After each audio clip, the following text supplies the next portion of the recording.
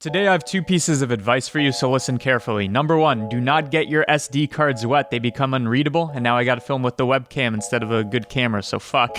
And second of all, Sharpie, do not use it on your face. However, I'm gonna be using it on my face to achieve this effect, so let's get it. So I'm just gonna be putting a big old dot on my chin. That'll take a hot minute to wash off, but put something on your face. And then the effect is gonna be this. Whoa, we got a noodle beard. Well, if it worked. So for the people, and hopefully you can hear me because the microphone's far away. For the people that can't grow like a single long, thick, white glowing hair strand, this tutorial's for you. But really, it's about tracking, it's about how to integrate cloth physics, and it's also about how to give this thing thickness with geometry nodes and do a couple procedural things with this effect. So if this sounds interesting to you, keep watching.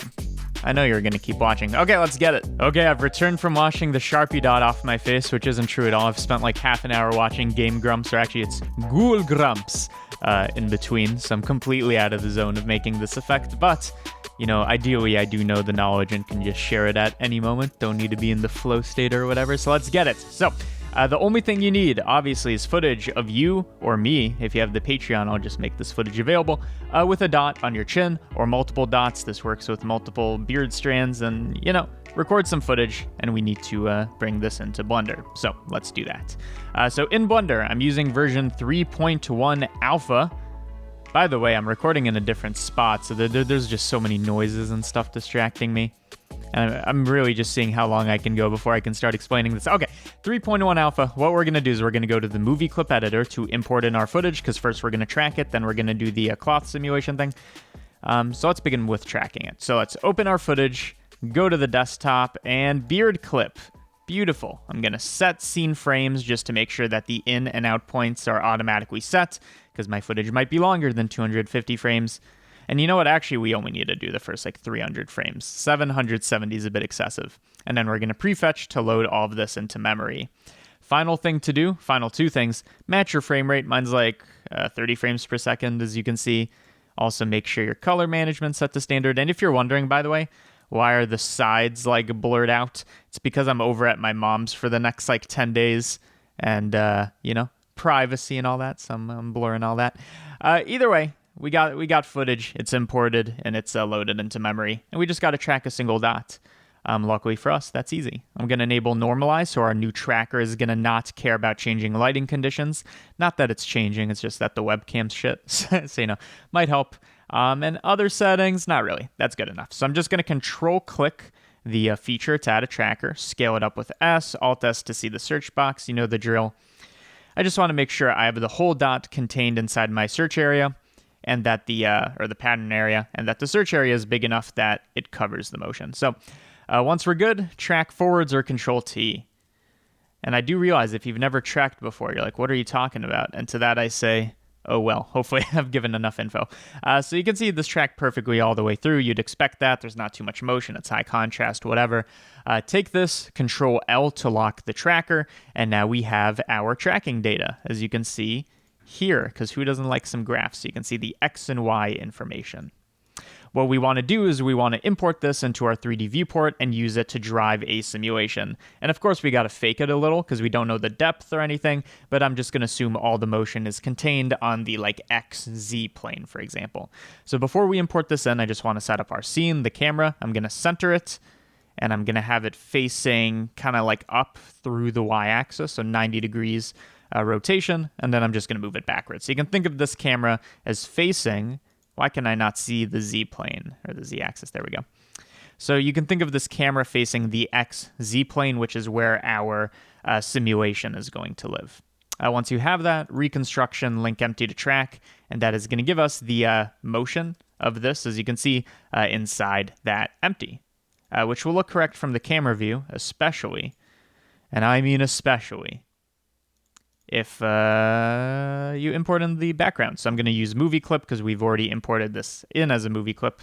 And there you go. You can see this empty is now just a placeholder object with the motion on this XZ plane of our chin. Okay, beautiful. Now, one thing I want to stress before we actually make the effect, and I'm just going to save this, and that's not necessarily what I want to stress. Calling a blend file stress isn't very good vibes, is it? Either way, one thing I want to stress is that I pick this XZ plane instead of just like having the camera facing down because I want a lot of the simulation to be dependent on gravity. So I want to make sure if the beard's hanging down here, it's going down on the Z axis, which is where gravity's, this is where the negative 9.8 is happening. Meters per second, or meters per second squared. Either way, what was I saying? Now we just got to do the effect. So here's how we do it. Super simple. I'm going to add in a line. There isn't really a primitive for this. So I'm just going to make my own. Let's just get rid of that. We can do this by having a plane, have it viewed, have it like centered or facing you. So set it to view. And I just like deleting. I just really like it. I go into my red room and what do? I just delete those vertices. I just like using this method to generate a line. I'm just going to roughly line this up. Have this be the maximum length of your beard, and then just subdivide a bunch. The more you subdivide, the more resolution you're going to have for your simulation. Now, if we have this single line segment that's lined up to our empty, nothing's going to happen. Of course, it's not attached to our empty. There's no physics, etc., because why would there be? It's just like a line. So we need to add all those things. First of all, I'm going to take the top empty, the one that's attached to the chin, and I'm going to control click this, right? So I have the vertex, control click the empty to allow us to hit Control H, hook to selected object. What did I just do? I took this vertex and parented it, kind of like only that vertex, parented it to this empty. So now if we see this, you can see we have this line segment, but the top vertex is moving with it. And this is a nice little effect of its own. It looks like I'm drinking out of a straw, except it's going right into my chin, which is something I'd expect out of the Dune universe. By the way, great movie, great book. Just read and watched both. This thing doesn't have any physics, though, so let's add it. To give this thing physics, you can see we now have this hook modifier, which was added when we did the hook thing. After that, after we've attached the top vertex, we're then going to add in cloth. Order of operations matters. This cloth is going to, well, if we play this now, I'll just show you what happens. It just kind of falls, right? It doesn't matter if the top vertex is attached or whatever, because it's not part of the cloth simulation. It just falls. So what we need to do is we need to take this top vertex that's parented to the empty and all this, and we need to pin it. So it's not going to be affected by gravity. To do this, I'm just going to make a vertex group. I'll call this anti-grav for anti-gravity, also for anti-gravitas. And in that group, I'm just going to assign this top vertex. So now if we select, you can see this is what's in our selection. For this anti-grav thing, we can go to the shape of this cloth simulation, make this the pin group, and now you can see everything's working. Why? Because the vertex is pinned, so it's not going to fall, and also that vertex is parented to this empty, so it's kind of like we have a pivot point. And by the way, if you see that this stops doing the thing, it's because it's only going from frame 1 to 250, so you just got to bump up those numbers, and then it's going to work. So there's the simulation. You could change the settings of it, how floppy it is, whatever, literally just by changing the stiffness and all this. I'm just going to go for this kind of like noodle effect, but you could change this. Another easy way is you just change the vertex mass. So this is going to make it like kind of be like a more heavy rope, and it's also going to make it weigh down more. If I go to 10, you can see how that changes as well. And I think this is values you could animate, so you could do some cool stuff with that. So I'm just going to keep it at the default 0.3 kilograms per vertex. Cool. Once we have this, the question is, you can't really see this in render. It's just a line segment. It doesn't have any thickness. How do we add thickness? Well, traditionally, the way you do this is you'd add in a skin modifier, go into edit mode, and you can see it makes this kind of cuboid. Control A to do that. It works, but, the issue is, one, we want it to be kind of like a cylinder. Well, that was weird. We want it to be a cylinder, and we'd like to have a bit more procedural control. Now, luckily, I've made a tutorial like this ages ago, using more like springs and ropes and stuff like this. But since then, we've had geometry nodes added. So I'm going to use geometry nodes to do this, and this is the beauty of it. Even though we don't have that many nodes yet, you could just add it to the modifier stack and do stuff with it. So with geometry nodes, hopefully you know a bit about geonodes. If not, not a big deal. With geometry nodes, we're going to be sending in this geometry, the one that's been hooked and cloth simulated. We're going to send this in. And that's the nice thing. We could simulate and then do this modifier. We're going to send it in. And the first thing I'm going to do is I'm going to convert this mesh into a curve. So mesh to curve. Well, I spelled that really incorrectly. Mesh to curve. And you might be thinking, why am I turning this into a curve? Well, there's a couple reasons, but really, the reason I'm doing mesh to curve is so I can go back to curve to mesh. And you're like, why? Why go back and forth? It's because curve to mesh actually lets you pick a profile curve. But mesh to curve also gives us a bit more, like this parameter, which I might talk about. This is how I did the multicolored thing, but we'll get to that. So mesh to curve, you then want to use curve to mesh, which is going to it's going to basically do nothing, right? Mesh to curve, curve to mesh, nothing's happened. I'm just going to use this curve circle as the profile. Whoops, right there. And you can see, it's definitely something. Take the radius, bring it down. And the more you bring it down, the more accurate it will look. So now this is actual geometry that we could render in Eevee or in Cycles. Ideally, we are going to render this in Cycles, though, because I do want to have some of that procedural control of the color. But before we get to that, another reason to use geometry nodes to do this thickness. So yeah, we can do the thickness, make it whatever size. But another advantage is this. We can use this delete geometry. What are we going to do with that? Well, I'm going to take the index, and the index is basically, if we look at this mesh to curve, you can see we have 17, because that's how much we subdivided control points. These are the points that make up the simulation, and they're index 1 through 16, or 0 through 16. I'm going to take this index. I'm going to send it through like a math greater than or less than, probably less than actually. But you can see this actually gives us the length of it. So you could have only the bottom half of this, which looks weird. Probably want to flip that to less than. This means you can control the length of this. So you could either have the full kind of like simulation present, or you could shorten it, and it will still like look kind of accurate because we're just kind of chopping it off, right? So this lets us control the length of it. And this is another reason why we did mesh to curve, by the way, because if we did this same setup with the delete geometry before this, you can see the vertex order is kind of scattered, and I think there's a way to like reset vertex order. I think there's a node added for that, set ID or something like that. But for now, that's why we did it in the order that we did it in. So I'm just gonna move this back over, that over, and now we can control the distance. So I'm just gonna have it be full length. Another thing we want to do, as I was hinting at, is we want to use Cycles to be able to give this thing multiple colors. So I'm going to go to Cycles, going to go to Rendered View. To see the background, just go to Film, go to Transparent, and there we go. And I guess we should make this background images full. There we go. What was the point? Well, we want to give this thing multiple colors. So if we were to just kind of make a material that would also work in Eevee, what we do is, we just make like an emission material, because I'm doing the glowing beard kind of look it's in.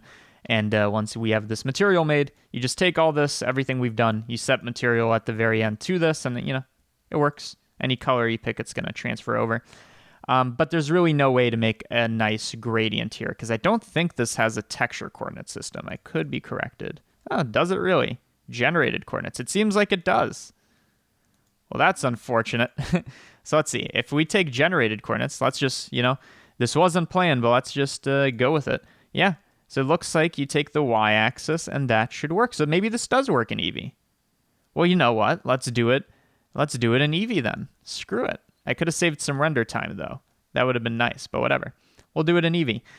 So originally what I was going to do is I'm like, there's no way to get this top to down gradient that moves with the simulation. So I was going to be like, okay, we made this a curve. And now we're going to use the curve parameter, which literally tells us like how far along the curve we are. And I was going to turn this into an attribute that we transfer over. But we don't need to. So let's just do it like this. So what I'm thinking is we're going to use an emission. I want to have a color ramp going into the emission. So like, in other words, I get to pick like from a gradient of colors. So to keep it simple for now, let's just pick 3 colors. One of them is going to be red. I'm going to copy that over to the other one so it's kind of seamless. And the middle one, we'll pick green. Whatever, we got a nice gradient. Maybe set it to ease. And you can see, okay, we got this. All the colors are there. You enable bloom. You bring this up so it actually blooms. And that actually looks nicer than my original thing. I'm probably just going to re-render it then.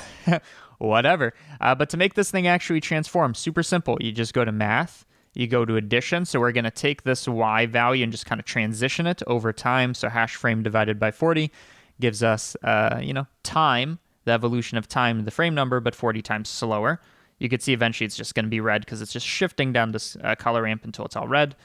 But to make it loop and make it repetitious, you just use fraction. And now you can see we got this kind of like, are these the colors of the Jamaican flag? I guess that I'm thinking about like Bob Marley, and yeah, these are the colors, right? I hope I'm on point. I don't know.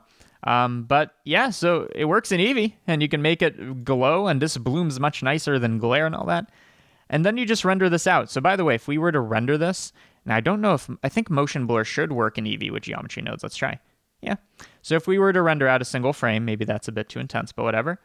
The way we now put this back over our footage without like sending this to another program is we want to make sure, first of all, film transparency enabled, yeah. We just want to put our footage beneath. So I'm just going to import in the movie clip again because we've already done that in the movie clip editor. I'm going to add in a, what's it called? Alpha over. So that's Control-Alt-0 is the shortcut. And now you can see one is overlaid on top of the other, and that's going to work for any frame. I go to frame 166, I re-render, and it's going to give us the proper thing where it'd be simulated at that point, etc. Only thing I'd want to change, of course, is how intense this looks. So I'm just going to go back here, get a better visual, and then turn down the emission until it's a bit more tasteful. Something like that. There we go. I mean, I don't know what tasteful means in this scenario. Like, none of this makes sense, right? But yeah.